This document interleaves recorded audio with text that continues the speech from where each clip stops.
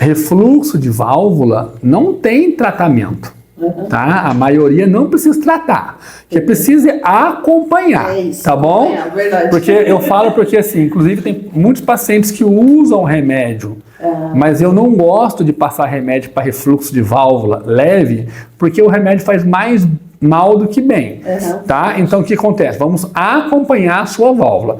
Refluxo leve é só acompanhamento. O que é o refluxo?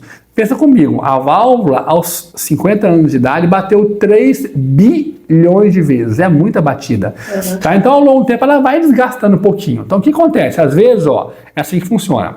O sangue passa por aqui, então a válvula abre. Para o sangue não voltar, ela fecha, porque vai chegar mais sangue no coração. Então, ela passa, fecha, passa, fecha. O que acontece? Quando tem a estenose, ela não abre 100%, ela abre só menos um pouquinho, mas o sangue passa. Então, se for leve, tudo bem. Se for moderado, grave, tem que avaliar. Essa é a estenose. Dificuldade de abrir, abre menos, não assim, abre assim.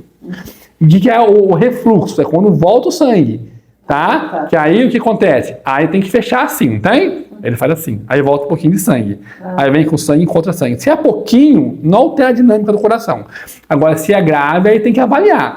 Então, o refluxo de válvula é fisiológico, de 10 eco, 9 vão dar.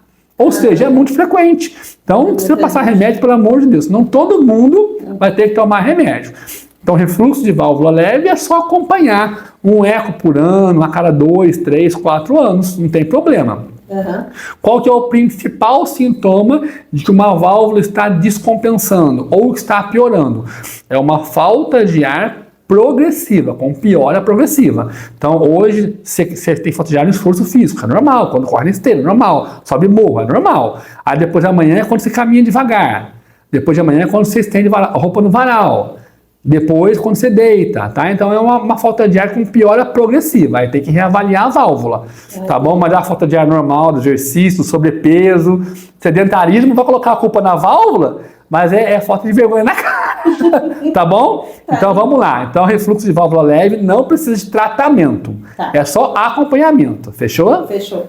E você, tem refluxo de válvula ou conhece alguém que tem refluxo de válvula? Escreva nos comentários. Compartilhe e republique este vídeo e leve essa informação adiante. E bora salvar vidas!